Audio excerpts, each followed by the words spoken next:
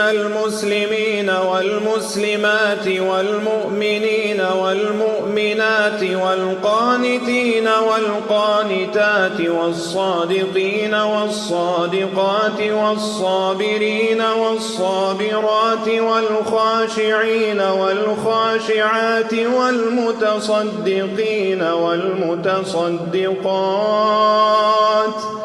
والصائمين والصائمات والحافظين فروجهم والحافظات والذاكرين